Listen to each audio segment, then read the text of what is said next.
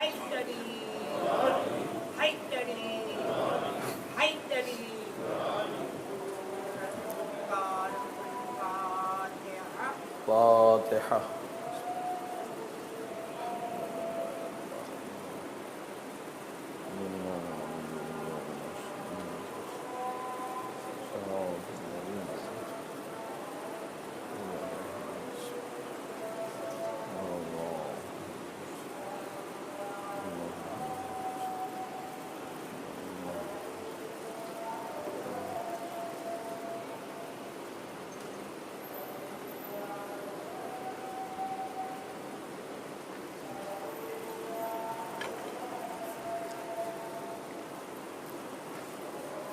صلوات محمد و آل محمد.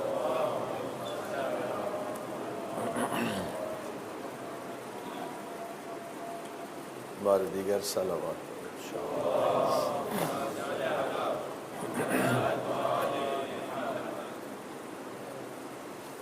بسم الله الرحمن الرحيم.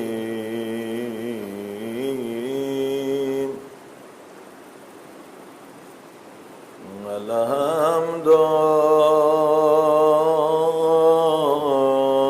لله رب العالمين. صلوات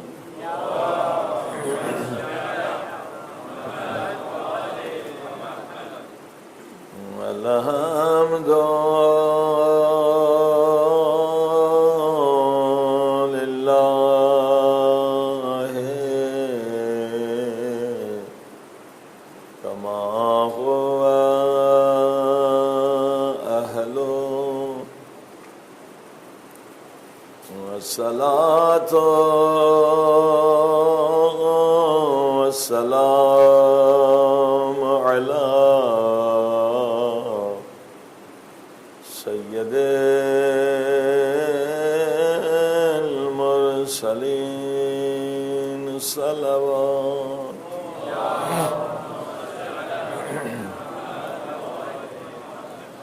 وشفيع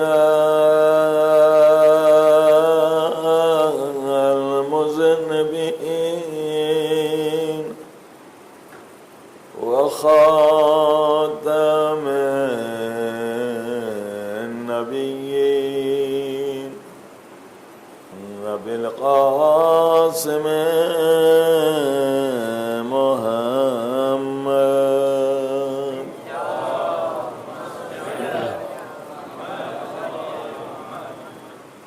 وآله الطيبين الطاهرين المعصومين. زمانے کے امام کے ظہور کے لیے سب مل کے دعا کریں. اللہم کل ولیک حجت بن الحسن صلواتک علیہ وعلی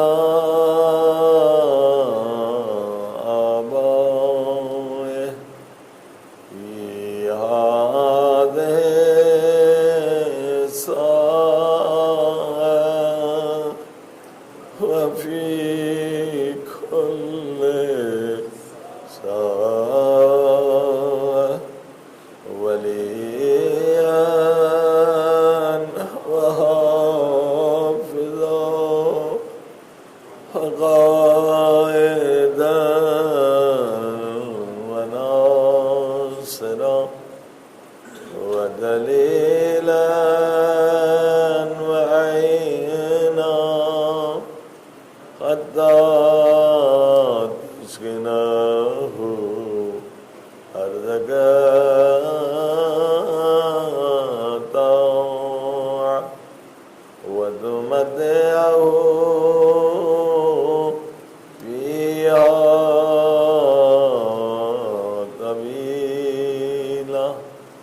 برحمتک یا ارحم الراحمین۔ صلوات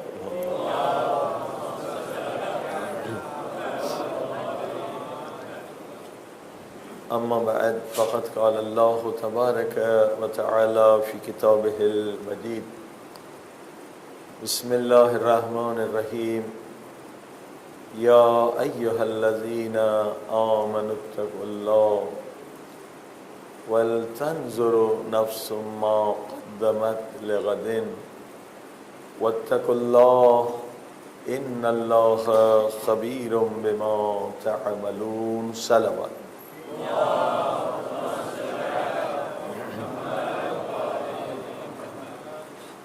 معزز سامعین، سورہ مبارکہ حشر ہے۔ اللہ پاک کا ارشاد ہو رہا ہے، اے صاحبان ایمان، اے مومنوں، متقی بن جاؤ۔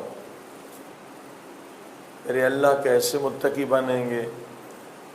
فرمایا وَلْتَنْظُرُ نَفْسِ، یعنی معرفت نفس حاصل کرو۔ جب تک کہ معرفت نفس تمہارے پاس نہیں آئے گی تب تک تقویٰ بھی نہیں آئے گی۔ وَاتَّقُوا اللَّهَ إِنَّ اللَّهَ خَبِيرٌ بِمَا تَعْمَلُونَ۔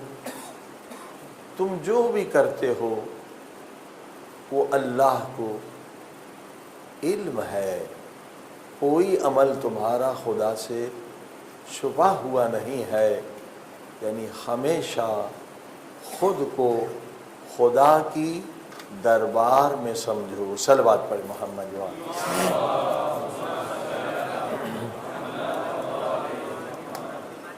کل دوسری آیت تقویٰ کے سلسلے میں عرض کی گئی کہ یا ایھا الذین آمنوا اتقوا اللہ وابتغوا الیہ الوسیلہ۔ اگر متقی بننا چاہتے ہو تو اللہ تک پہنچنے کے لیے وسیلے کو تلاش کرو، یعنی بغیر وسیلے کے ہم معرفت النفس کیسے حاصل کریں گے؟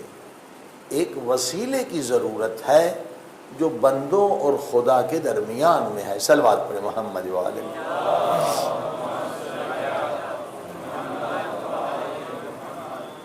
الحمدللہ اکثریت جو مسلمانوں کی ہے 70-80% شیعہ سنی وسیلے پر ایمان رکھتے ہیں کہ اللہ کے رسول ہمارے وسیلہ ہیں، ہم ان کے ذریعے سے دعائیں قبول کروائیں گے کیونکہ ہم تو گنہگار ہیں۔ پنج تن پاک ہمارے لیے وسیلہ ہے، شیعہ بھی مانتے ہیں، سنی بھی مانتے ہیں، ان کے ذریعے سے ہماری دعائیں قبول ہوں گی۔ مگر ایک فرقہ کہتا نہیں، دعا مانگنی ہے تو ڈائریکٹ خدا سے مانگو، کیوں واسطہ دیتے ہو نبی کا، کیوں واسطہ دیتے ہو علی کا؟ خدا تو شہرگ سے زیادہ نزدیک ہے، تو واسطے کی کیا ضرورت ہے؟ صلوات پڑھ دیں محمد وآلہ محمد۔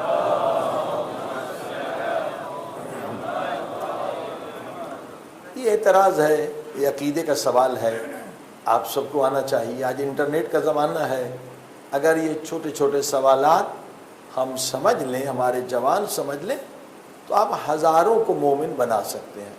لوگوں کے پاس علم نہیں ہے، لوگوں کو گمراہ کیا جا رہا ہے، وہ بھی قرآن کی آیتوں کے ذریعے سے لوگوں کو گمراہ کیا جا رہا ہے۔ وہ آیتیں جو بتوں کے بارے میں ہیں وہ لاتے ہیں اور بیان کرتے ہیں کہ وسیلے کی ضرورت نہیں ہے۔ حقیقت میں اس آیت کے آگے پیچھے پڑھیں گے تو وہ بتوں کے بارے میں ہے کہ بت اللہ تک پہنچنے کے لیے وسیلہ نہیں ہو سکتے۔ صلوات پڑھیں محمد وآلہ۔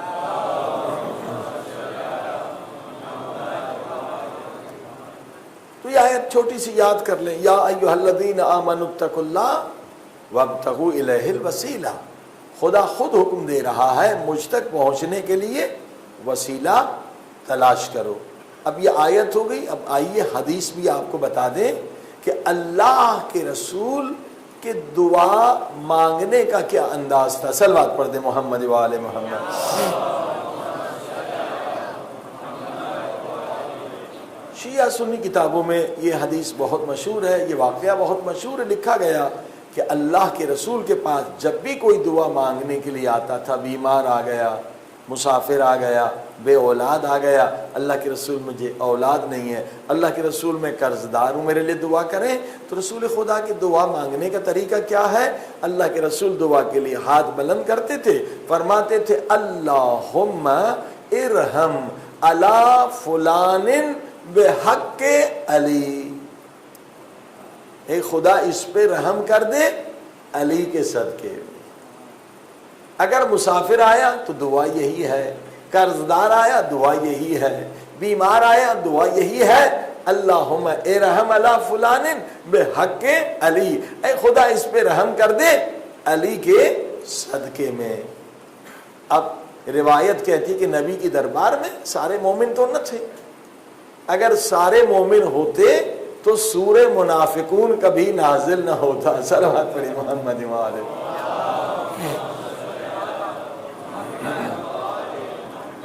پورا سورہ نازل ہوا منافقون کا، یعنی رسول خدا کی دربار میں مومن بھی تھے اور منافق بھی تھے، اور جو مومن ہے ہم ان کے قدموں کی خاک آنکھوں پہ رکھنے کے لیے تیار ہیں، مگر جو منافق ہیں ہم انہیں نہیں مانتے۔ اب منافق دل سے نہ نبی کو مانتا ہے نہ علی کو مانتا ہے، تو یہ دو منافق تھے نبی کی دربار میں، کہنے لگے یہ کیا بات ہے، جب بھی کوئی بیمار آتا ہے تو نبی دعا میں علی کا نام لیتے ہیں، علی کا واسطہ دیتے ہیں، کبھی تو دعا میں ہمارا نام بھی آنا چاہیے۔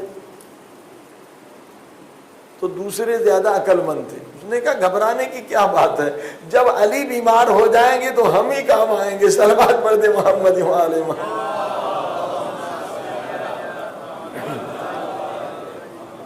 اور اب یہ عجب اتفاق ہے، انہوں نے یہ کہا اور کچھ ہی دنوں کے بعد مولا علی مریض ہو گئے اور نبی پاک کے پاس آ گئے دعا کے لیے۔ اور یہ بھی عجب اتفاق کہ دربار نبی میں ان دونوں کے سوا تیسرا کوئی تھا ہی نہیں، تو ایک دوسرے کو آنکھوں سے اشارے کرنے لگے، آج تو علی خود بیمار ہو کے آئے ہیں، یا دعا میں تیرا نام ہوگا یا میرا نام ہوگا۔ اللہ کے نبی نے دعا کے لیے ہاتھ بلند کیے، اللہم ارحم علی علی بحق علی، اے خدا علی پہ رحم کر دے علی کے صدقے میں۔ صلوات پڑھ دے محمد۔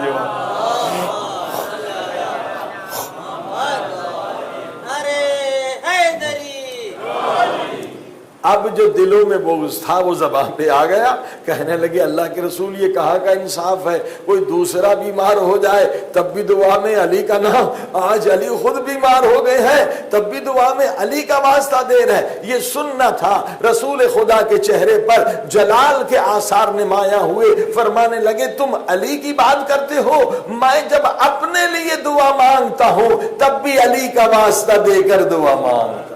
صلوات پڑھ دے محمد۔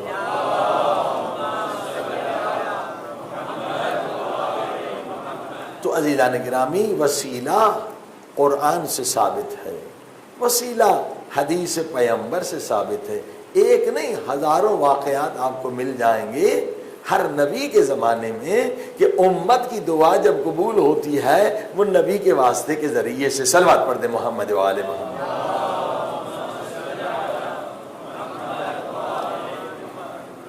لہذا تقویٰ کیسے ملے گا؟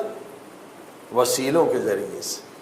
ہماری گفتگو تھی ایموشن، جذبات کو سمجھنا ہے اور ان پہ کنٹرول کرنا۔ کوئی ایک ایموشن بھی اگر انسان پہ کنٹرول کر لے، انسان حیوان سے بدتر ہو جاتا، وحشی تر ہو جاتا۔ آپ دیکھیے بیچارے حیوانوں نے اتنے لوگوں کو قتل نہیں کیا ہوگا، اتنے لوگوں کو نہیں مارا ہوگا جو حضرت انسان نے کیا۔ یعنی انسان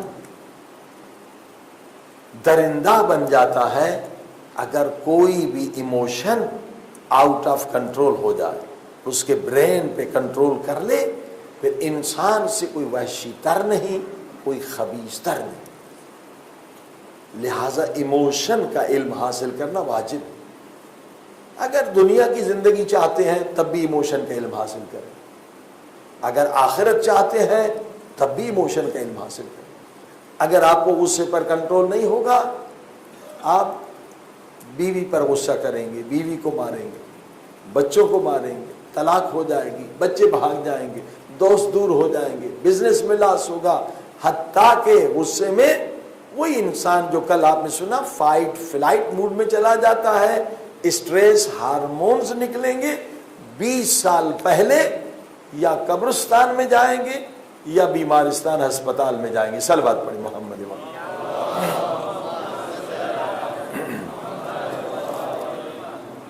یعنی دنیا بھی برباد، آخرت بھی برباد. اسی لیے اسلام نے کہا اطلب العلم، علم حاصل کرنا واجب ہے.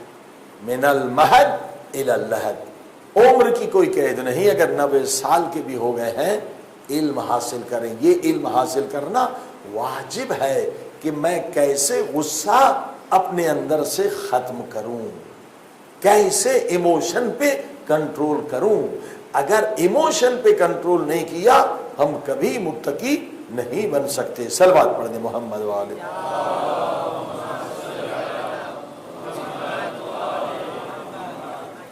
تقویٰ کیا ہے؟ سارے ایموشن جو ان 4 فیکلٹی سے مربوط ہیں، تقریباً 20 کے قریب ہیں. اب دیکھیے جتنا وقت ہوا کہ کس ایموشن پہ ہم گفتگو کر سکتے ہیں. Faculty of anger, faculty of temptation, faculty of sex, faculty of imagination. ان 4 فیکلٹیوں سے 20 قسم کے ایموشن ہیں، جذبات ہیں. اگر یہ جذبات ہماری عقل پر کنٹرول کر لیں ہماری دنیا بھی گئی، آخرت بھی گئی، صحت بھی گئی، ایمان بھی گیا. لہٰذا ان کا علم حاصل کرنا بہت واجب ہے. آج نوجوانوں کے لیے گفتگو کرنی ہے. جو سب سے خطرناک فیکلٹی ہے وہ ہے فیکلٹی آف سیکس، قوے وہمیہ، قوے شہویہ، شہوت، سیکس. اور آج جتنے شیاطین ہیں نا وہ ہمارے نوجوانوں کو کیسے گمراہ کرتے ہیں؟ اسی فیکلٹی کو وہ ابھارتے ہیں اور نوجوان کو اللہ کے راستے سے ہٹاتے ہیں. آپ دیکھیں دنیا میں کتنا یہ بڑا غلیظ کاروبار ہے، بہت بڑا کاروبار، گندی فلموں کا $1 بلین کی انڈسٹری ہے. ہاں کیوں؟ لوگوں کو گمراہ کرنا، نوجوان کو گمراہ کرنا. عقل ختم ہو جائے اور انسان شہوت پرست ہو جائے، ایک حیوان بن جائے. حیوان انسان ہوتا ہے جب یہ گندی فلم دیکھتا ہے حیوان ہو جاتا ہے، پورا حیوان، مکمل حیوان ہو جاتا ہے. بلکہ حیوان سے بھی بدتر، جو میں نے کہا کام خنزیر نہیں کرتا، کتا جو سب سے نجس نہیں کرتا، وہ گناہ انسان کر گزرتا ہے.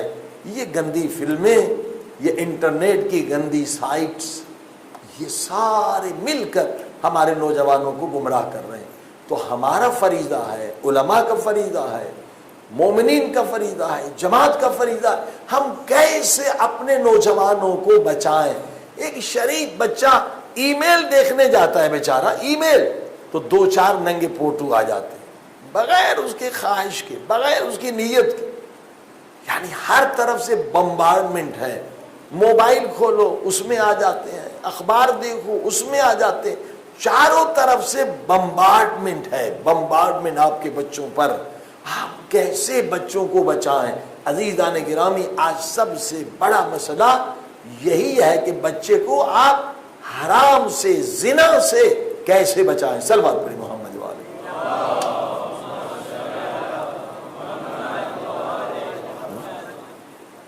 کتنے حملے ہو رہے ہیں. ڈش میں دیکھو تو 200 چینل ہیں، سائٹ پہ جاؤ تو ہزاروں شیطان ہیں. مولا علی نے فرمایا تھا انتینا ایک شیطان، وہ جو پہلے ٹی وی تھا اس میں ایک شیطان تھا انتینا. اب تو ملین شیطان انٹرنیٹ میں ہیں، ملین. ایسی سائٹ ہے کہ اگر نوجوان بیچارہ چلا جائے اس کا دین و ایمان تباہ و برباد ہو جائے. صلوات پڑھ دیں محمد والے.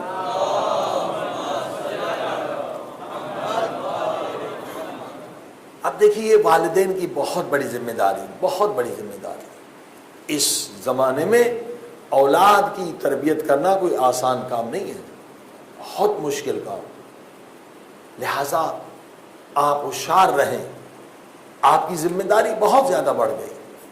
کیوں؟ حدیث پاک میں ہے کہ بچہ جب بالغ ہو جاتا ہے،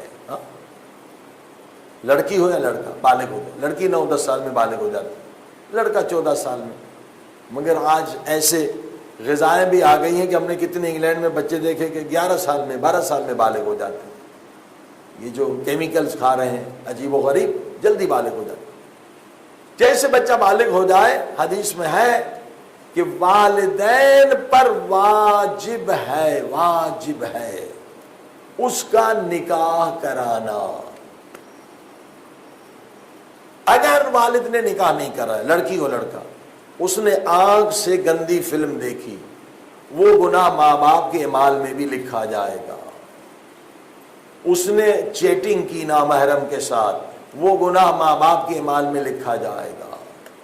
اور خدا نخواستہ اس نے کوئی بہت بڑا گناہ کبیرہ کیا، جا کے زنا کیا، وہ زنا ماں باپ کے اعمال نامے میں لکھا جائے گا۔ کسی بھی عالم سے پوچھ لیں، یہ مستند روایت ہے، بالکل صحیح حدیث ہے کہ والدین مجرم ہیں۔ عزیزان گرامی، اگر بچہ بالغ ہو جائے اور آپ نے نکاح نہیں کرایا، جو بھی وہ گناہ کرے گا وہ آپ کے نام اعمال میں لکھا جائے گا۔ صلوات پڑھیں محمد وآلہ۔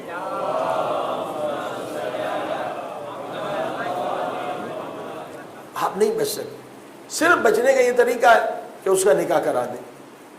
ہم کہتے ہیں مولانا کیسی باتیں کرتے ہو، ابھی تو وہ خود نہیں اپنا پیٹ پال سکتا، پھر ایک اور لڑکی بھی لے آؤں۔ صلوات پڑھیں محمد وآلہ محمد۔ ٹھیک ہے، یہ بہانہ بناتے لوگ، مولانا ابھی تو بچہ ہے، ہاں بالغ ہونے کے بعد بچہ نہیں ہے، وہ گناہ کر سکتا ہے۔ ہاں ہم بہانے بناتے ہیں، مولانا ابھی اس کے بعد نوکری نہیں، بزنس نہیں۔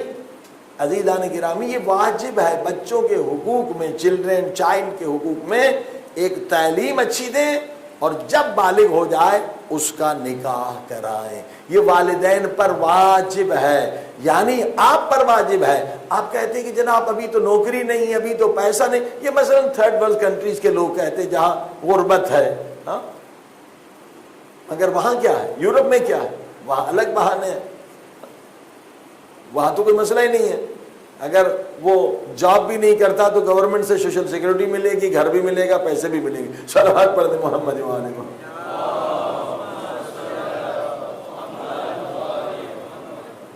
عزیزان گرامی، یہ بھی ہمارے عقیدے کی کمزوری ہے کہ جناب کہاں سے ہم اسے کھلائیں گے، کھلانے والا خدا ہے، رازق خدا ہے۔ دیکھیے نکاح کی آیت جو قرآن نے بیان کی ہے، کیا فرمایا ہے؟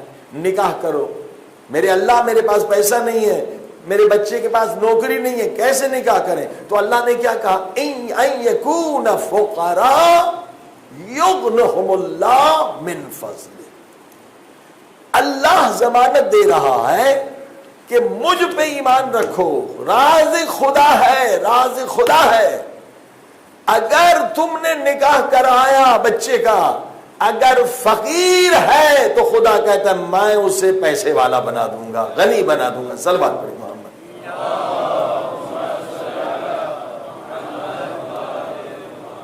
اور یہ تجربہ کر کے دیکھیں، کئی لوگوں نے تجربہ کیا ہے اور اچھا بالکل 100% رزلٹ نکالا ہے۔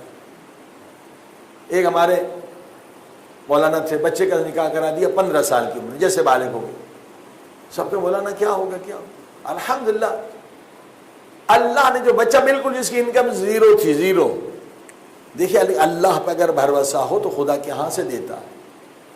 الحمدللہ اس کو کہیں سے مجلس کی دعوت مل گئی بچے کو نکاح کے بعد، مجلس سے وہ بچپن سے پڑھتا تھا، لیکن جیسے نکاح کیا اللہ کا وعدہ تو پورا کرنا ہے، اسے مجلس کی دعوت مل گئی اور جناب ایک دو اشرا پڑھ کے آیا تو 1 سال میں اس نے $10,000 کما لیے۔ صلوات پڑھ دیں محمد وآلہ محمد۔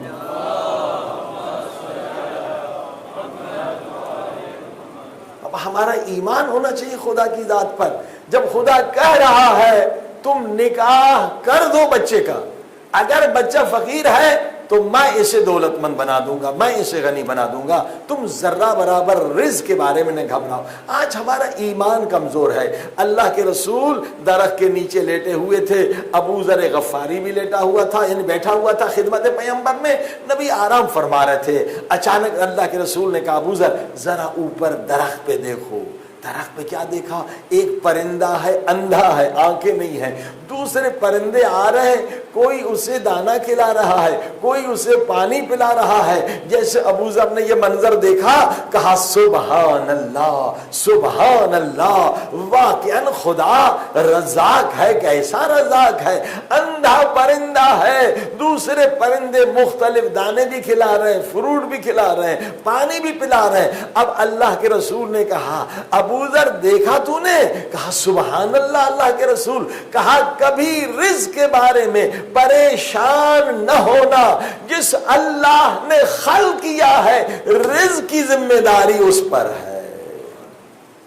اب اس کا یہ مقصد نہیں ہم کوشش نہ کریں، ہاں کوشش کرنا ہمارا کام ہے، مگر جس اللہ نے ہمیں خلق کیا ہے رزق کی ذمہ داری اس خدا پر ہے۔ حضرت موسیٰ کا زمانہ تھا یا مختلف انبیاء کے زمانوں میں ایسی بہت سارے واقعات ملتے ہیں۔ کیا دیکھا؟ ایک چونٹی ہے، اس کے منہ میں دانا ہے، اور ایک بہت بڑا سمندری حیوان آتا ہے، وہ اپنا منہ کھولتا ہے، چونٹی اس کے اندر چلی جاتی۔ اب اللہ کے نبی کو خدا منظر دکھاتا ہے، وہ پانی کا حیوان نیچے نیچے نیچے پتہ نہیں کتنے 100,000 فیٹ نیچے سمندر میں چلا جاتا، اور وہاں ایک پتھر ہے، اور اس پتھر کے اندر ایک مخلوق ہے، کیڑا ہے، کیڑا، اور یہ حیوان اپنا منہ وہاں کھولتا ہے اور چونٹی وہ دانا وہاں اسے دیتی ہے، وہ جو سمندر کی تہ میں ہے اسے بھی دانا خدا پہنچاتا ہے۔ صلوات پڑھے محمد وآلہ۔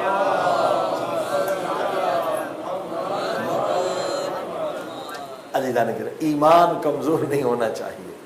خدا رزاق ہے، رزق دینے والا خدا ہے، اس کا وعدہ ہے کہ جسے میں نے خلق کیا ہے میں اسے رزق بھی نہیں دوں گا۔ لیکن جب ایمان کمزور ہوتا ہے، توحید کمزور ہوتی ہے، تو انسان خوف کی وجہ سے، یہ خوف شیطان دلاتا ہے، میں فقیر ہو جاؤں گا، میں بھوکا ہو جاؤں گا، میں مر جاؤں گا، اور کیا کرتا انسان جا کے حرام میں گر جاتا۔ یہ وہی فیکلٹی آف ٹیمپٹیشن جو کل آپ نے سنی تھی۔ جب توحید کمزور ہوتی ہے، ہم خدا کو رازق نہیں سمجھتے، باس کو رازق سمجھتے۔ یہ شرک ہے، شرک افعال، یعنی اللہ کا فعل ہے، رزق دینا اللہ کا فعل ہے۔ ہم نے سیٹ کو رازق سمجھ لیا، جہاں ہم نے رازق سمجھا سیٹ کو، باس کو، باس کہے گا جاؤ اسے شراب پلاؤ، ہاں نوکری بھی اچھی ہے، $5,000 دے رہا ہے باس، مگر اب کیا کریں، حرام ہے، باس کہہ رہا جاؤ اسے شراب پلاؤ۔ اب جو اللہ کو رازق نہیں مانے گا وہ جا کے شراب پلائے گا کہ 5,000 کی نوکری چلی جائے گی۔ ہاں؟ جو اللہ کو رازق سمجھے گا وہ کبھی فعل حرام نہیں کرے گا۔ شراب پینا اور پلانا برابر گناہ ہے۔ ہاں؟ شراب بیچنا، شراب پینا، شراب پلانا برابر کے گناہ ہے۔ تو جس کے دل میں توحید مضبوط ہوگی وہ کہے گا لعنت ہو اسی نوکری پر، میں شراب نہیں پلاؤں گا۔ لیکن جس کی توحید کمزور ہے وہ بزدل ہے، وہ ڈرپوک ہے، وہ باس کو خدا سمجھ رہا ہے۔ صلوات پڑھ دے محمد والے۔ عزیز توحید کو مضبوط کر کے دیکھیں اس میں کتنا مزہ ہے، پھر پتہ چلے گا کہ خدا کہاں سے رزق دیتا ہے۔ یہ کینیڈا کا واقعہ بتا رہا ہوں، ابھی ہمارے زمانے کے ایک مومن تھے، بینک میں بہت بڑی پوسٹ پہ، مینیجر، وائس پریزیڈنٹ، پتہ نہیں کیا کیا بننے والے تھے۔ آپ کو پتہ ہے کہ سارے علماء کا فتویٰ ہے کہ بینک کی نوکری حرام ہے، مگر یہ کہ مجبوری ہو تو اس میں بھی مراجع کہتے ہیں کہ ہر سیلری پہ آپ خمس نکالیں، اس پیسے کو پاک کریں، مگر نیت یہ ہو کہ میں دوسرا کام ڈھونڈوں۔ بندے خدا نے سن لیا اور ایمان دیکھی، توحید۔ اس نے کہا اتنی اچھی نوکری، وائس پریزیڈنٹ بننے والا تھا، کیا بننے تھا، اب صرف مینیجر تھا، مگر چانسز تھے، اور اس میں بہت بونس، بہت سب کچھ ملتے ہیں بینک مینیجر کو۔ چھوڑ دی نوکری اور بینک مینیجر جا کے چوکیدار بنا، کیئر ٹیکر، یعنی وہاں اگر 10,000 تنخواہ تھی تو یہاں 1,000-1,200۔ یہ ہے اللہ کی ذات پہ بھروسہ۔ دیکھیے پیٹ کتا بھی پال لیتا ہے، یہ کوئی کمال نہیں ہے۔ کمال یہ ہے، انسانیت یہ ہے، ایمان یہ ہے کہ رزق حلال کھائیں، رزق حلال۔ چوکیدار، کیئر ٹیکر، وہ ایک بڑی بلڈنگ تھی، لفٹ میں وہ کیئر ٹیکر تھا، لوگ اوپر لے جاتا۔ اب وہ اس بلڈنگ کا پورا جو کمپنی کا مالک آیا، دیکھا یہ لفٹ اوپر لے کے جا رہا ہے، نیچے لے، دیکھیے تو آدمی پڑھا لکھا، اس سے سلام دعا ہی، وعلیکم السلام، یا جو بھی انگلش میں ہوا۔ دیکھا تمہاری ایجوکیشن کیا ہے؟ پہلے کہاں کام کرتے؟ کہ میں بینک میں مینیجر تھا۔ تو وہ اور حیران ہو گیا کہ تو بینک میں مینیجر، ابھی تو چوکیدار بن گیا۔ کہا ہمارے مذہب میں منع ہے۔ تو میں نے کہا رزق حلال کھانا چاہیے۔ اس کو اتنا اثر ہوا، اس کا دل جیت لیا، وہ پورے کمپنی کا مالک تھا اور اس نے اسے کمپنی کا مینیجر بنا دیا۔ جو بینک میں لیتا تھا اس سے کئی گنا زیادہ تنخواہ مل گئی۔ صلوات پڑھ دے محمد و آل محمد۔ عزیزو یہ ایمان کی بات ہے، توکل کتنا ہے، اللہ پہ یقین کتنا ہے، توحید کتنی مضبوط ہے۔ اگر توحید مضبوط نہیں تو ہم کچھ بھی نہیں ہے۔ انسان کو جو مضبوط بنانے والی چیز ہے وہ ہے توحید۔ نفع دینے والا خدا ہے، نقصان سے بچانے والا خدا ہے، رزق دینے والا خدا ہے، عزت دینے والا خدا ہے، ذلت دینے والا خدا ہے۔ اگر ہم انسان کو سمجھ رہے ہیں تو اس انسان کو ہم خدا سمجھ رہے ہیں، ہم شرک کر رہے ہیں، اور یہ بدترین شرک ہے۔ صلوات پڑھیں محمد و آل محمد۔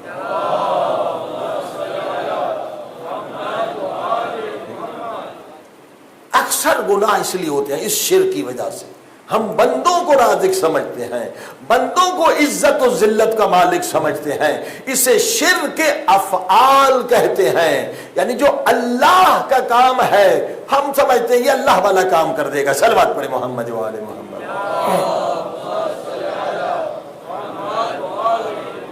لہذا عزیزو آج زمانے میں اگر آپ چاہتے ہیں آپ کے بچے حرام میں مبتلا نہ ہوں، اور یہ کہانی بھی سن لیں، پاکستان میں، انڈیا میں جو پیسے والے لوگ ہیں اکثر اپنے بچوں کو کہاں بھیجتے ہیں؟ امریکہ، یورپ وغیرہ۔ اور ان بچوں کی سٹوری مجھ سے سن لیں۔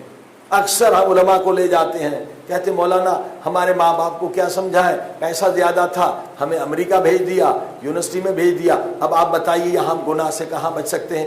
یہاں گرمی میں تو عورتیں تقریباً ننگی ہو جاتی ہیں، اور شریف آدمی جتنا دور بھاگے خود لڑکی آ کے گرتی ہے، ہم گناہ میں مبتلا ہو گئے۔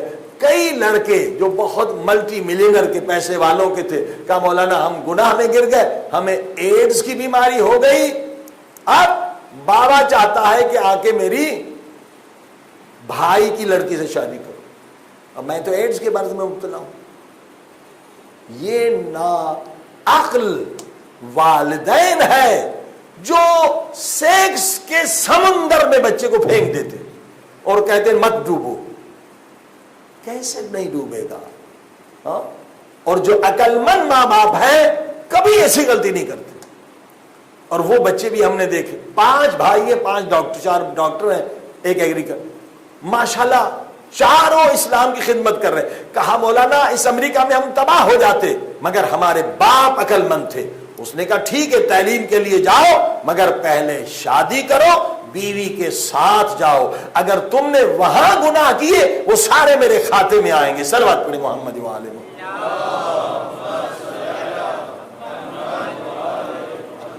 وہ کتنے جاتے ہیں گوریوں سے شادی کر لیتے ہیں، اب ادھر باپ بلا رہے ہیں آ جاؤ، آ کے میری بھتیجی سے شادی کر لو، اس کے تو بچے بھی ہو گئے وہاں پہ۔ صلوات پڑھ دیں محمد و آل محمد۔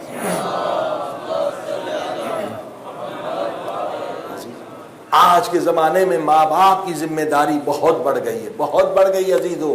اولاد اللہ کی امانت ہے، امانت۔ اگر اس میں خیانت کی، ہم کتنے بھی نیک لوگ ہو جائیں، کتنے نمازی ہو جائیں، مگر عذاب پروردگار سے نہیں بچ سکتے۔ جو اولاد نے گناہ کیا وہ ہمارے سر پہ آئے گا، کیونکہ ہم نے اس کا حق ادا نہیں کیا، ہم نے خیانت کی اپنے بچوں کے ساتھ۔ بچہ یا بچی جیسے جیسے بالغ ہو جائے، حدیث کہتی ہے اس کا نکاح کرنا واجب ہے۔ اب ہم لوگوں سے ڈرتے ہیں، وہی کہ لوکس آف کنٹرول ہمارا لوگوں کے پاس ہے کہ لوگ کیا کہیں گے، یعنی عذاب جہنم قبول ہے مگر لوگوں کی باتیں نہیں قبول۔ صلوات پڑھی محمد وآل محمد۔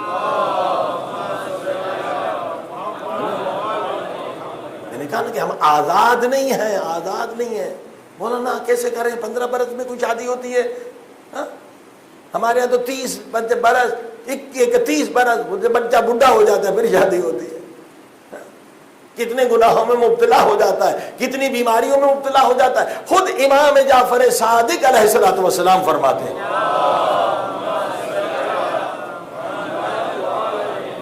نکاح کے بارے میں فرماتے ہیں، خصوصاً بچیوں کے بارے میں فرماتے، جب پھل پک جائے فوراً اسے اتار دو۔ بچی بھی ایسی ہے، جب بالغ ہو جائے فوراً اسے شوہر دو۔ جتنی دیر کرو گے تمہاری بچی کئی بیماریوں میں مبتلا ہو جائے۔ واقعی ایسا زنانی بیماریاں بہت زیادہ ہوتی ہیں، اور جتنی شادی لیٹ کریں گے وہ بچی بیماریوں میں مبتلا ہو جائے گی۔ اب ہمارے پاکستان انڈیا میں کچھ لوگ پیسے کی لالچ میں، میراث کی لالچ میں بہنوں کی شادیاں نہیں کراتے، وہ ہسٹریا کی بیماری میں مبتلا ہو جاتی ہے۔ ہسٹریا یعنی وہ جو دباؤ ہے سیکس کا، اس کی وجہ سے وہ ہسٹریا کی بیماری میں مبتلا ہو جاتی ہے، اور اس کا نام وہ لوگ جن دے دیتے ہیں۔ مولانا اس کو جن آ گیا ہے۔ صلوات پڑھی محمد وآل محمد۔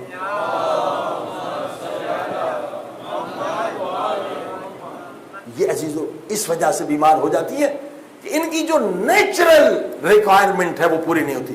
اور جو بہت نیک لڑکیاں ہوتی ہیں، سیکشول ڈیزائر ہے مگر انہیں ختم کر دیتی ہیں، دبا دیتی ہیں۔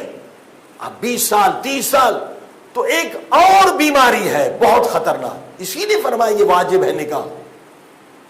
کیا بیماری ہے؟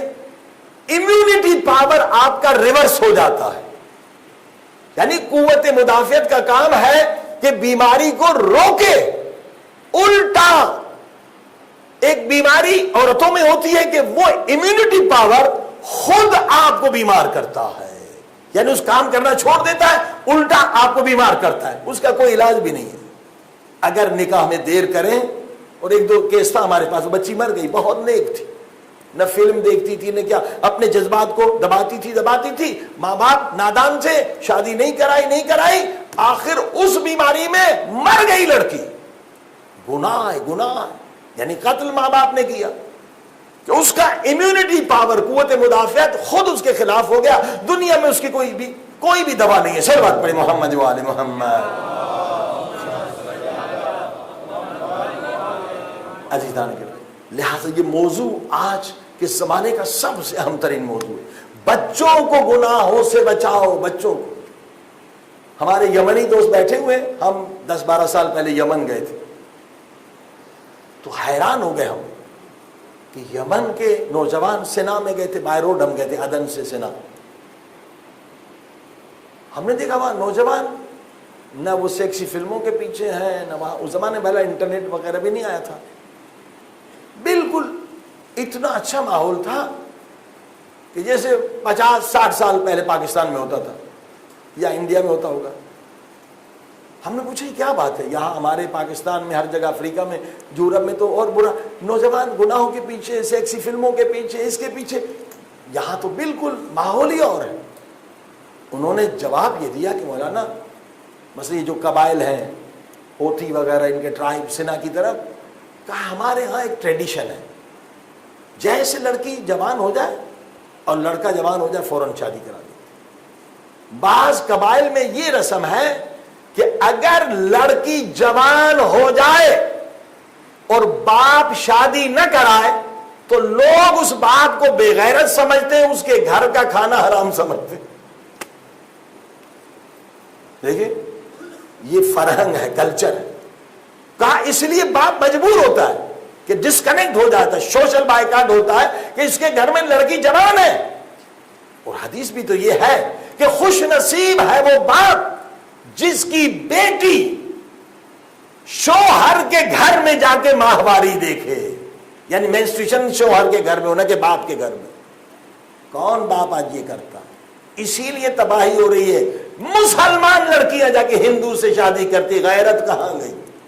ہو رہا ہے یا نہیں ہو رہا ہے؟ کیونکہ ماں باپ غفلت کر رہے ہیں. تو کیا ہوگا اگر کوئی بھوکا ہے اسے حلال نہیں دیں گے، حرام کھائے گا. جب بچہ بالغ ہوتا ہے اسے اور بھوک لگتی ہے، ہاں وہ نکاح کی بھوک ہے. اگر آپ نے حلال نہیں دیا وہ حرام جا کے کھائے گا. ذمہ دار ماں باپ ہوتے ہیں. تو مجھے بڑی اچھی چیز لگی کہ پاکستان میں بھی کچھ ٹرائب ہیں سندھ کے اندر، ان کے ہاں بھی یہ رسم ہے کہ لڑکی اگر جوان ہو جائے اور باپ شادی نہیں کراتا، لوگ اس کے گھر کا کھانا حرام سمجھتے ہیں. وہ مجبور ہوتا ہے کہ جلدی شادی کراؤں کہ سوسائٹی میں بے عزتی ہو رہی ہے. صلوات پڑھی محمد و آل محمد.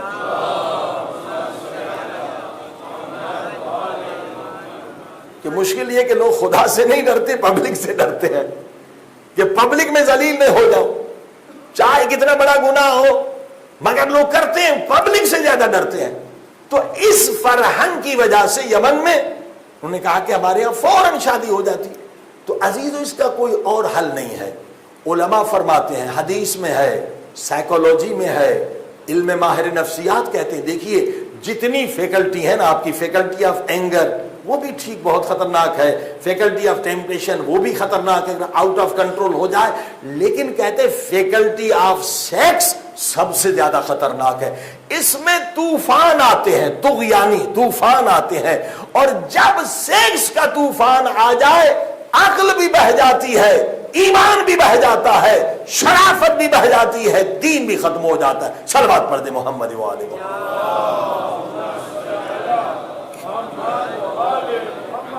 اب دیکھیے سارے گناہوں میں سب سے بڑی سزا زنا کی ہے.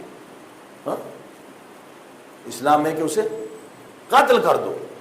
اگر شادی شدہ ہے اور زنا کر رہے سنسار کرو. بدترین سزا، کیونکہ خدا غیور ہے، خدا سب سے زیادہ غیرت مند ہے. خدا سے بڑھ کر کسی کو غیرت نہیں ہے، اور خدا کو غیرت پسند ہے. فرمایا جس کے اندر غیرت نہیں اس کے اندر ایمان نہیں. بے غیرت مومن نہیں ہو سکتا. مرد کے لیے غیرت اور لڑکی کے لیے شرم و حیا، یہ ایمان کی شرط. سب سے سخت ترین سزا زنا کی. مگر اسی کے باوجود جن ملکوں میں، اسلامی ملکوں میں اسلامی لاز بھی ہیں کہ زانی کو سنسار کرو، زانی کو ختم کرو، اس کے باوجود بھی زنا ہوتی ہے، کم ہوتی ہے اور مارے جاتے. یعنی پتا بھی ہے لڑکی کو، لڑکے کو پتا بھی ہے کہ بھائی اگر میں نے زنا کیا پکڑا گیا سنسار ہو جاؤں گا. مگر سیکس ایسی فیکلٹی ہے، اس میں جب طوفان آتا ہے تو عقل بھی بہہ جاتی ہے، شرافت بھی بہہ جاتی ہے، ہر چیز بہہ جاتی ہے. صلوات پڑھے محمد و آل.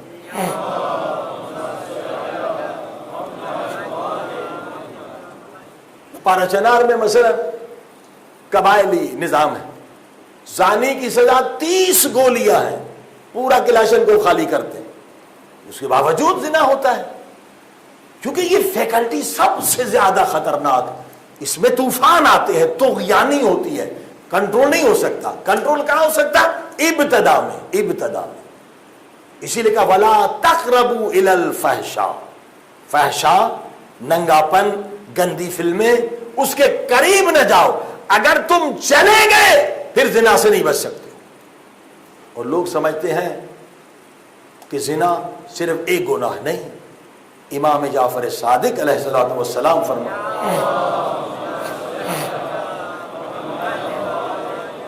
فرماتے آنکھ کا بھی زنا ہوتا ہے، زبان کا بھی زنا ہوتا ہے، ہاتھ کا بھی زنا ہوتا ہے، کان کا بھی زنا ہوتا ہے. مولا وہ کیسے؟ فرمان نامحرم کو اگر لذت کی نگاہ سے دیکھا، آنکھ سے آپ زنا کر رہے ہیں.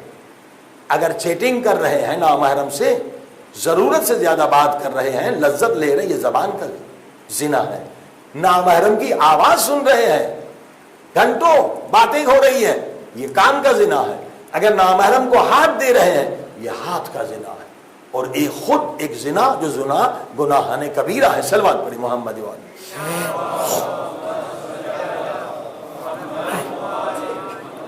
عزیزو، یہ کتنا بڑا گناہ ہے کہ مولا علی کیا فرماتے ہیں؟ اعوذ باللہ من الذنوب التي تعجل الفنا. لوگوں گناہ نہ کرو، گناہ خودکشی ہے. گناہ سے 30 سال کی عمر 3 سال میں بدل جاتی ہے. مولا کون سا گناہ؟ فرمایا زنا. زنا وہ گناہ ہے کہ 30 سال کی عمر 3 سال میں بدل جاتی ہے. ایوری ایئر آپ دیکھیں جا کے گوگل میں کتنے لوگ ایڈز میں مرتے ہیں یا مبتلا ہوتے ہیں. فگر ہے 10 ملین. اللہ، 10 ملین، 1 کروڑ لوگ ایڈز کی بیماری میں مبتلا ہوتے ہیں ایوری ایئر، یا مرتے ہیں یا مبتلا ہوتے ہیں. کتنی بڑی فگر ہے. تو آپ اپنے بچوں کو نہیں بچانا ہے. آپ کہنے کہ نہیں شادی نہیں کروں گا، میرے پاس پیسے نہیں ہیں. واجب ہے، رزق دینے والا خدا ہے. اگر چاہتے آپ کا بچہ زنا نہ کرے، آپ کا بچہ ایڈز کی بیماری میں مبتلا نہ ہو، آپ کا بچہ اس کا دین ایمان برباد نہ ہو، کسی کافر سے شادی نہ کرے، تو جیسے بالغ ہوتا ہے بلکہ بالغ ہونے سے پہلے بندوبست کیا جائے. صلوات پڑھی محمد و آل محمد.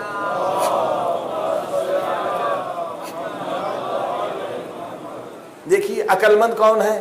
سردی آنے سے پہلے سردی کا بندوبست کرے.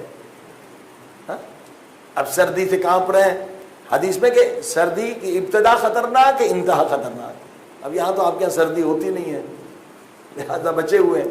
مگر انگلینڈ وغیرہ میں -40 تک جاتا ہے، کینیڈا میں -40. تو سردی آنے سے پہلے سردی کا بندوبست کرو، ورنہ آپ بیمار ہو جائیں گے. اور گرمی آنے سے پہلے گرمی کا بندوبست کرو، پنکھا ٹھیک کر لو، اے سی ٹھیک کر لو، سردی سے پہلے ہیٹر. تو بچے کے بالغ ہونے سے پہلے اس کے شریک حیات کو تلاش کر دو. صلوات پڑھی محمد و آل محمد.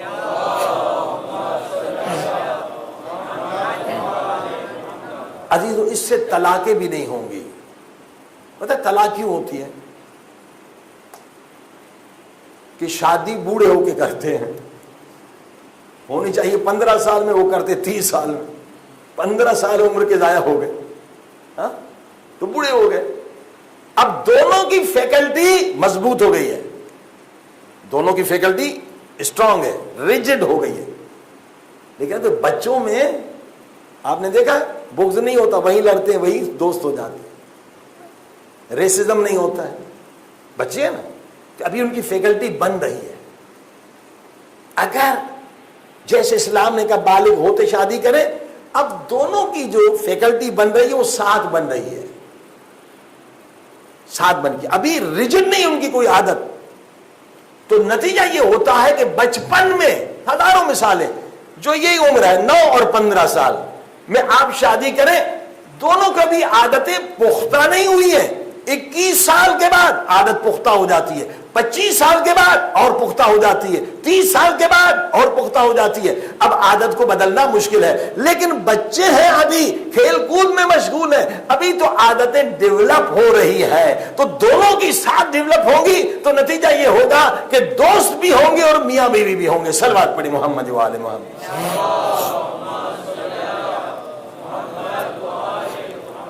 اب ایک اعتراض لوگ کہتے کہ نہیں مولانا پھر پڑھائی نہیں ہوگی، لڑکا اسی چکر میں رہے گا. یہ بھی غلط ہے. جب اپنی بیوی ہوگی کہ 10 لڑکیوں کو دیکھے گا نہیں. صلوات پڑھی محمد و آل محمد.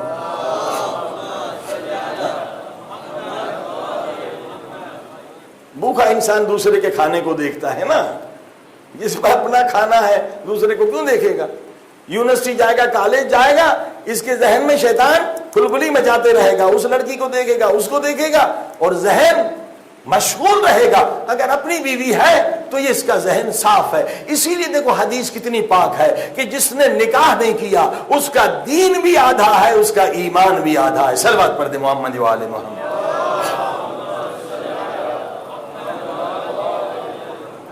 یعنی آپ کتنے بھی متقی بن جائیں، شادی کے بغیر آپ کا دین آدھا ہے، ایمان آدھا ہے۔ کیوں؟ شیطان بھٹکاتا رہے گا، وسوسے آتے رہیں گے، ٹھیک؟ لہذا والدین پہ واجب ہے کہ اپنے بچی کا دین کامل کریں، اپنے بچے کا دین ایمان کامل کریں، ورنہ جو بھی گناہ ہوگا والدین کے نام اعمال میں لکھا جائے گا۔ اب مولا کیا فرماتے ہیں؟ یہ وہ گناہ ہے جس سے انسان کی 30 سال کی عمر 3 سال میں بدل جاتی ہے۔ صلوات پڑھے محمد و آل محمد۔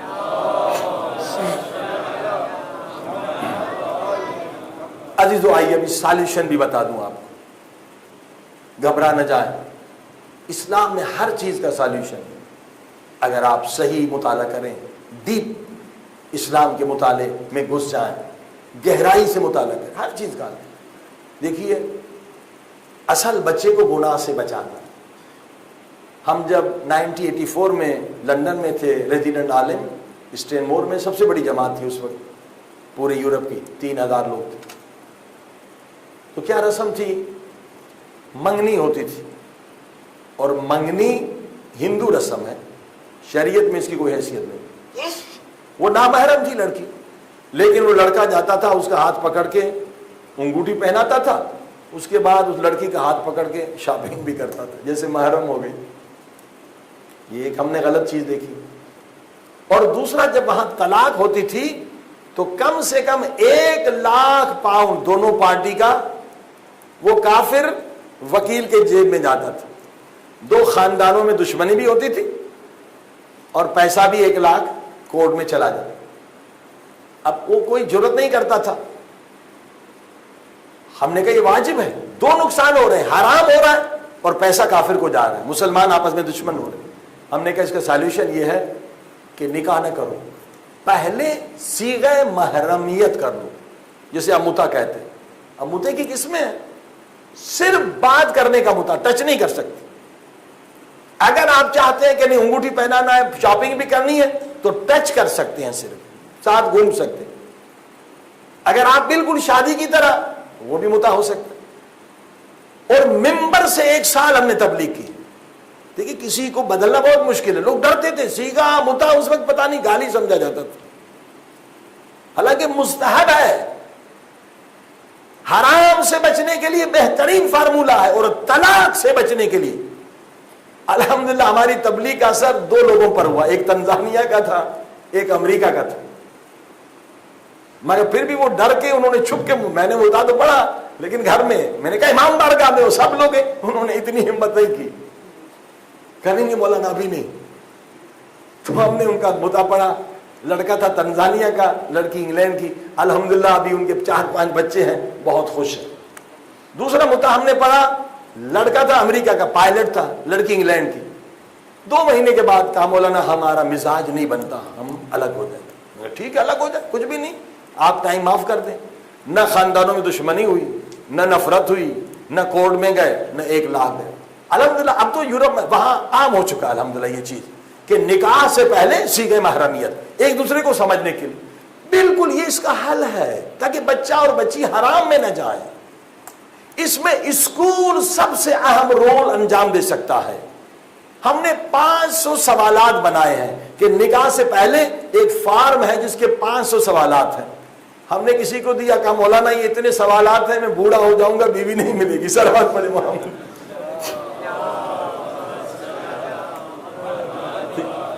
یعنی دونوں کا ذہن ایک سے ملتا ہے یا نہیں، یہ بھی بہت اہم ہے۔ دونوں ممکن ہے نماز تہجد گزار ہوں، دونوں خمس دینے والے ہوں، دونوں نمازی، لیکن ذہن بھی ملتا ہو، اہداف، گولز، ایمز ایک ہونے چاہیے۔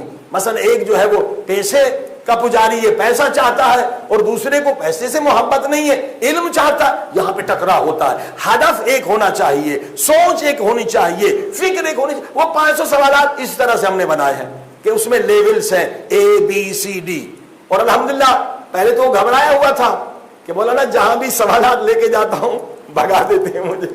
میں نے کہا گھبراؤ نہیں، جب ملے گی تو پرفیکٹ ملے گی۔ الحمدللہ اب کینیڈا میں مجھے دعائیں کر رہا ہے کہ مولانا یہ 500 سوالات کی وجہ سے میں بچ گیا۔ صلوات پڑھے محمد والے محمد۔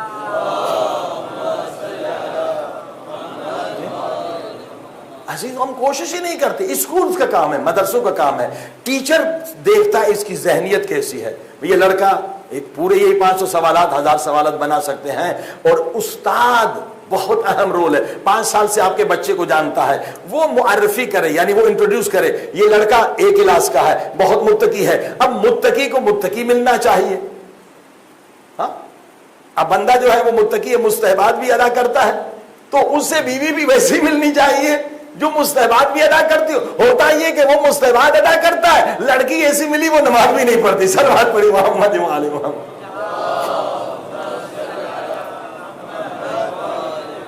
تو اس کے بعد پرابلم ہو جاتے ہیں. لہذا یہ کام بالغ ہونے سے پہلے اسکول والے انجام دے سکتے, کمیٹی, اور اس میں بہت سارے آسان چیزیں ہیں کہ بچے کا ذہن ایک ہو. عزیزان گرامی, یقین جانیے پھر جو بچے پیدا ہوں گے وہ واقعاً سپر کڈ ہوں گے, عظیم الشان بچے ہوں گے. یہ سب کا تعلق تقوی سے ہے. آپ دیکھیے جو عظیم الشان انسان بنے ہیں, کیوں بنے ہیں؟ امام خمینی جیسے انسان کیوں بنے ہیں؟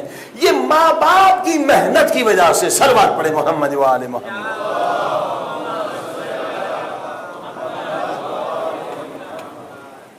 ماں باپ کا اگر گول ایک ہے, مقصد ایک ہے, تقوی کا لیول ایک ہے, یقین جانیے بچے اتنے ذہین پیدا ہوں گے کہ آپ سوچ نہیں سکتے. یہ جو تباہی مشہور ہوا تھا کہ 5 سال میں حفظ قرآن کر لیا, PhD کر لیا, کیا تھا؟ یہ ماں باپ کا تقوی تھا, ماں باپ کی نیت تھی. کیا نیت تھی؟ مہریہ کیا رکھا انہوں نے؟ کہا ہم دونوں مل کے حفظ قرآن کریں گے, یہ ہمارا ہدف ہے, یہ ہمارا گول ہے. اللہ نے تحفہ یہ دیا کہ جناب اسی بنیاد پر نکاح ہوا, اور یہ حفظ کر رہے تھے, بچہ پیٹ میں ہو گیا. اب بچہ 2 سال کا ہو گیا, ماں باپ کو پتا نہیں, یہ آیت پڑھتے تو بچہ بھی وہ آگے کا حصہ پڑھتا ہے. صلوات پڑھیے محمد و آل محمد.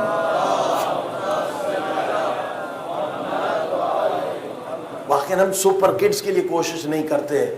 بچے کا فکر اور ہے, بچی کا فکر اور ہے, بچے کا علم اور ہے, اس کا تقوی میں کوئی میچ ہی نہیں ہے. اور اس میں جماعت کو کوشش کرنی چاہیے, علماء کو کوشش کرنی چاہیے. پھر دیکھیے کیسے ہیرو بنتے ہیں ہمارے ہاں, کیسے عظیم و فلسفی بنتے ہیں, کیسے عظیم اسکالر بنتے ہیں.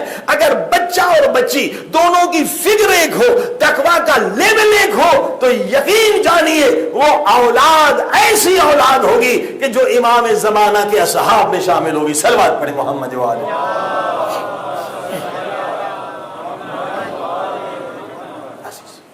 اور والدین کے لیے بھی صدقہ جاریہ ہوگا, عظیم الشان صدقہ ہوگا.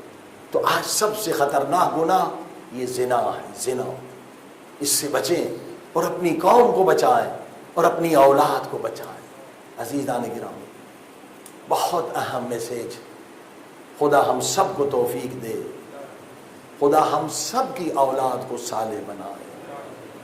اور انشاءاللہ اس میں جو پروگرامرز ہیں ان سے میری درخواست, کوئی اچھی سائٹ نہیں بنی ہوئی ہے, شیعہ میچ بھی ہے اور بھی ہے, اس میں بہت اچھا کام کر سکتے ہیں. یہ 500 سوالات میں آپ کو دے سکتا ہوں, اس سے اور اچھے بھی بن سکتے ہیں. آج ضرورت یہ ہے کہ فکری لحاظ سے ایک لیول ہونا چاہیے, ایک لیول. اور انشاءاللہ بہت ساری باتیں رہ گئیں, کل بتائی جائیں گی.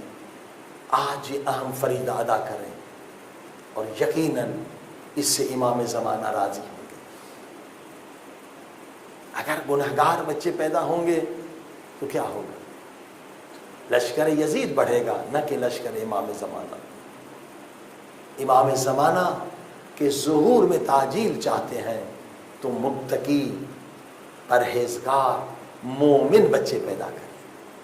یقین جانیے اگر ماں باپ تہجد گزار ہوں گے تو کیا بچہ بے نمازی ہوگا؟ ہرگز. ماں باپ کا اثر ہوتا ہے, ہیریڈیٹی بھی, عملاً بھی, اخلاق بھی. آئیے خدا سے دعا کریں, خدا ہم سب کو ایسے نورانی بچے عطا کرے. اللہم صلی علی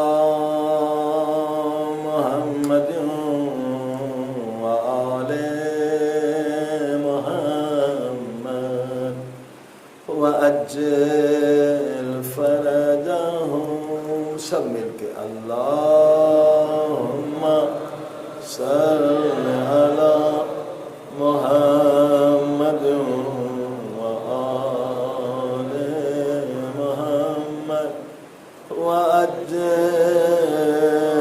فَرَجَهُمْ اللہم صل علی محمد آل محمد وعجل فرجهم سب مل کے 10 مرتبہ یا اللہ یا اللہ یا اللہ یا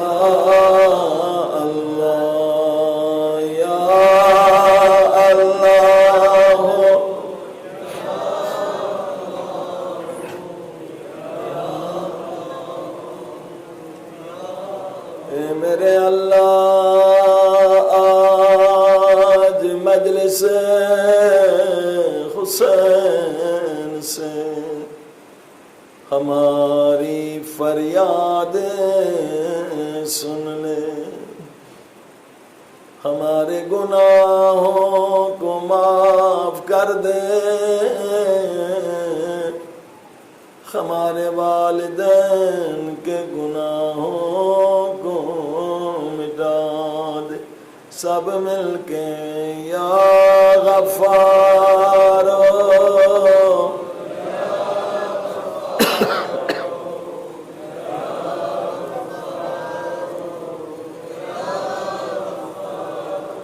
یا غفار یا غفار یا غفار یا غفار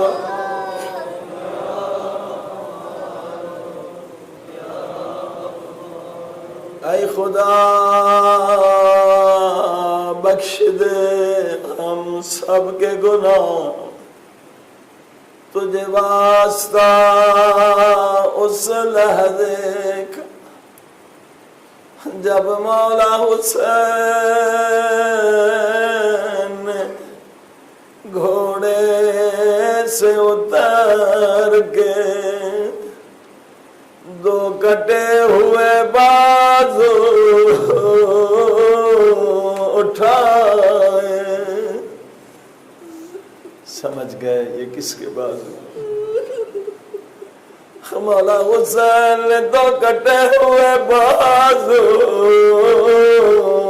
اٹھائے، بازوؤں کو چوم کے فرمایا عباس میری کمر ٹوٹ گئی ٹوٹ گئی، اے میرے اللہ میرے گناہگار ہاتھوں کو نہ دیکھ، تجھے عباس کے کٹے ہوئے بازوؤں کا واسطہ، آج ہم سب کے گناہ بخش دے،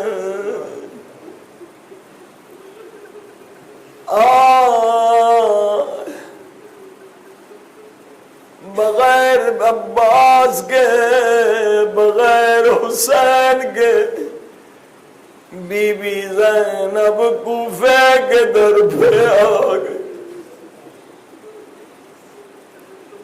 پوچھا سجاد یہ کون سا شہر ہے؟ فرمایا پھپھی اماں یہ کوفہ ہے، زینب بابا کے زمانے میں کوفے آئی تھی، ایک طرف حسین تھے ایک طرف حسن تھے، آگے آگے عباس اعلان کر رہے تھے خبردار کوئی سوار نہ گزرے، خبردار کوئی چھت پہ نہ جائے، نبی کی نواسیاں آ رہی۔ آج زینب تنہا، کتنا سخت امتحان ہے بی بی زینب۔ عزاداروں، بابا علی کے زمانے میں جب بی بی زینب آئی تھی، قافلہ دن کے وقت پہنچا، امام حسن نے پیغام بھیجا، بابا تیری بیٹیوں کا قافلہ آ گیا، کیا حکم ہے؟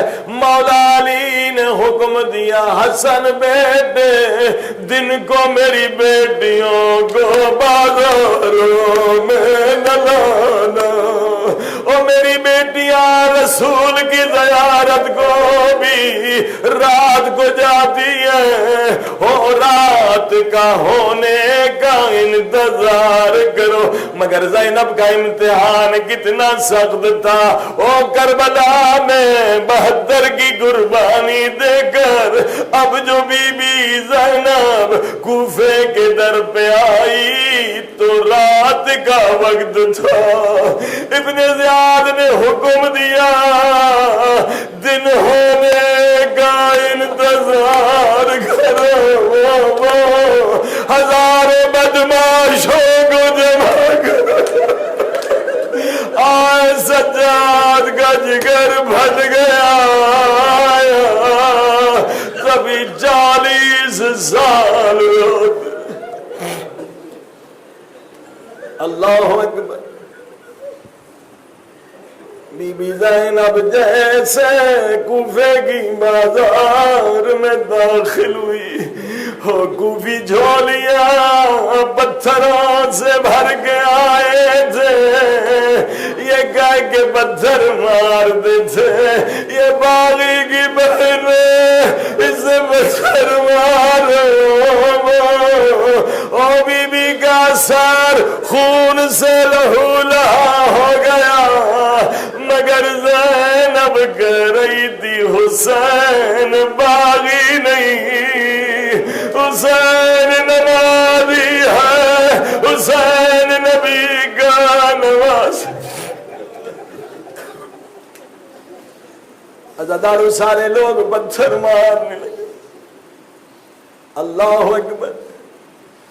جو بڑے کام کرتے ہیں بچے وہی دیکھ کے کرتے ہیں۔ ایک 4 یا 5 برس کا بچہ تھا، اس نے بھی پتھر اٹھایا اور مولا حسین کے سر کو مارنا چاہا،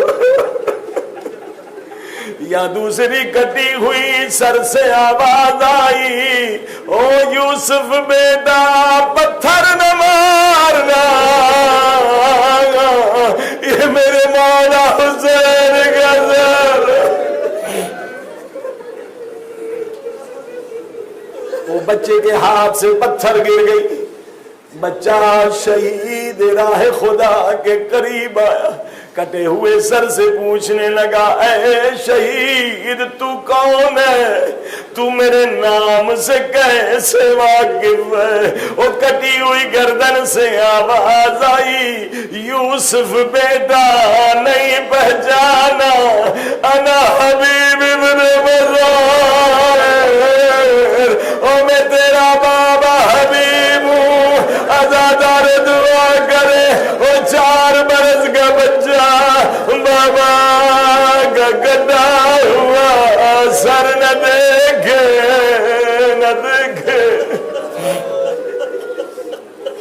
وہ بچہ سر کو دیکھنے کے بعد زمین پہ گر گیا، وہ سر میں خاک ڈالی، او بابا میں یتیم ہو گیا، او بابا آپ کی گردن کس نے کاٹی؟ حبیب کہنے لگا، بیٹا رونا بعد میں، جلدی گھر جا، اماں کو بلا کر لا، اور اماں سے کہنا وہ کچھ چادریں برقع لے کر آئے، نبی کی نوازیوں وہ سروں میں چادر نہیں۔ بچہ روتا ہوا گھر گئے، کہنے لگا اماں جلدی کرو، اماں بابا تجھے بازار میں بلا رہے ہیں۔ ماں کہنے لگی میں نبی کے صحابی کی بیوی ہوں، اور مجھے برقع تو اٹھانے دے۔ بچے نے رو کر کہا اماں فقط اپنا برقع نہ اٹھانا، اور زینب کلثوم کے برقع چھین لیے گئے۔ حبیب کی بیوی آئی، ہر سید زادی کو چادر ملی، ہر سید زادی کا سر ڈھانپ دیا گیا، سب نے شکریہ ادا کیا۔ بی بی زینب نے پرسہ دیا، اے عزیزوں اب جو روایت بڑی سخت ہے، سادات مجھے معاف کرنا، اولاد والوں معاف کرنا، امام زمانہ اگر مجلس میں آیا ہے مولا معافی چاہتا ہوں، بڑی سخت روایت میں کبھی نہ پڑھتا، مگر میں نے سنا امام فرماتے ہیں ذاکر روایت کتنی بھی سخت ہو ہمارے عزاداروں سے چھپانا نہیں، انہیں پتا تو چلے او کربلا میں ہم پر کیا گزری۔ عزاداروں ساری بیویوں کے سروں پہ چادریں آ گئی۔ شمر ملعون نے دیکھا، حکم دیا ایک فوجی دستہ وہ گھوڑے پہ سوار ہو گیا، ہاتھوں میں نیزے لے لیے، نیزوں کے ذریعے سے چادر اتارو۔ ایک مرتبہ یہ فوجی نیزے لے کر آنے لگے ہوں گے، اور سکینہ نے ننے سے ہاتھ اٹھائے ہوں گے، او میرے اللہ میری پھپھیوں کی خیرو، ظالم نیزہ لے کر آئے، سر پہ نیزہ مارتے تھے، چادر اترتی تھی، خون کا پھوارا نکلتا تھا، بیویاں فریاد کرتی تھی واہ محمد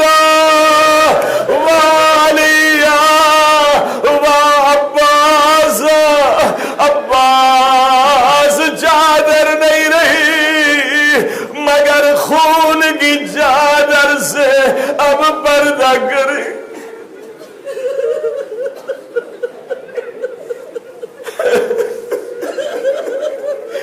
میرے اللہ ان زخمی سروں کا واسطہ ہم گنہگاروں کی توبہ قبول کر لیں، ہماری اس عبادت کو قبول کر، ہمارے والدین کے گناہ بخش دے، جنہوں نے احسانات کیے ان کے گناہ بخش دے، جن کا حق ہماری گردن پر ان کے گناہ بخش دے۔ میرے اللہ موت نہ دینا جب تک سارے گناہوں سے سچی توبہ نہ کر لے، موت نہ دینا جب تک نماز روزہ حج زکوٰۃ خمس جو قضا ہے وہ ادا نہ کر دیں۔ کسی بندے کا حق ہے وہ ادا کرنے کی توفیق عطا فرما۔ میرے اللہ جو بری عادتیں ہمارے اندر ہیں آج ہی ختم کر دے، ساری نورانی صفات ہمیں نصیب کر دے۔ میرے اللہ ہمیں علم کامل، عقل کامل، تقوی کامل، ایمان کامل عطا فرما۔ کوئی ایسا گناہ نہ کریں جس سے امام زمانہ کا دل خون ہو جائے۔ امام زمانہ کو ہم سے راضی شاد فرما، مریضوں کو شفا دے میرے اللہ۔ ایک مریض مومن ہے، اس کے لیے درخواست ہے اما یجیب 5 مرتبہ، اما یجیب مضطر اذا دعا ویکشف السوء، اما یجیب مضطر اذا دعا ویکشف السوء، اما یجیب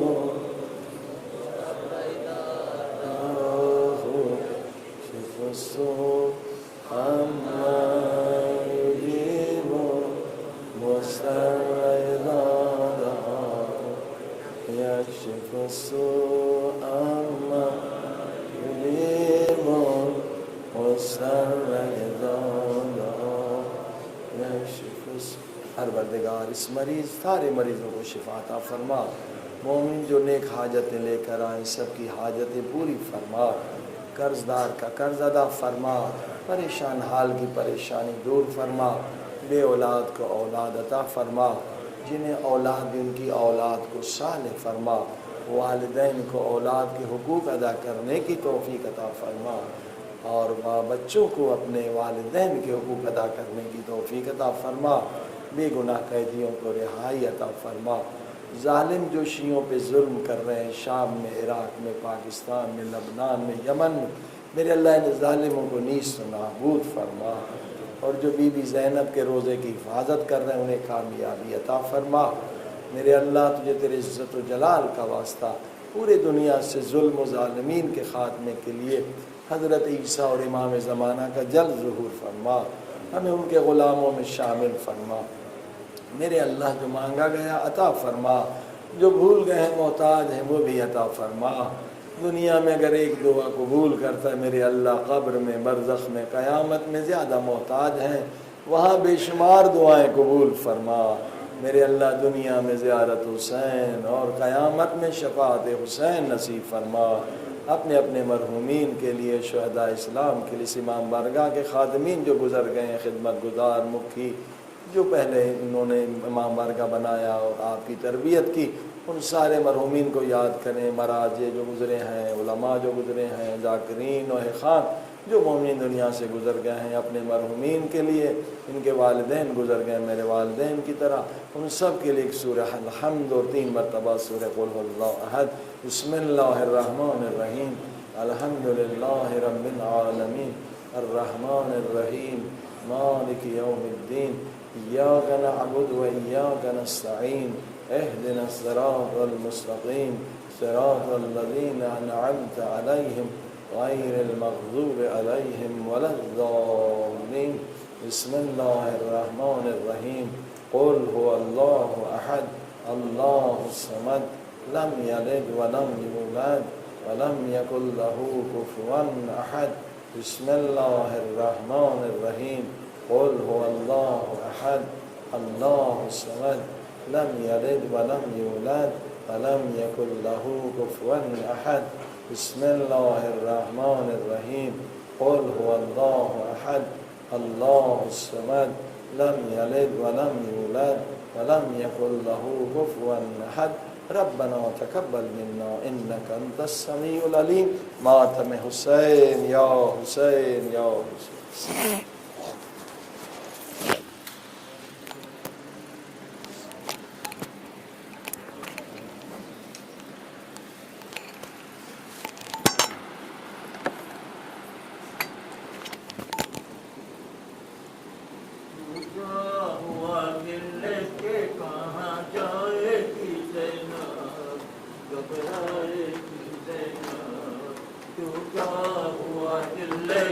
کہاں جائے گی زینب، گھبرائے گی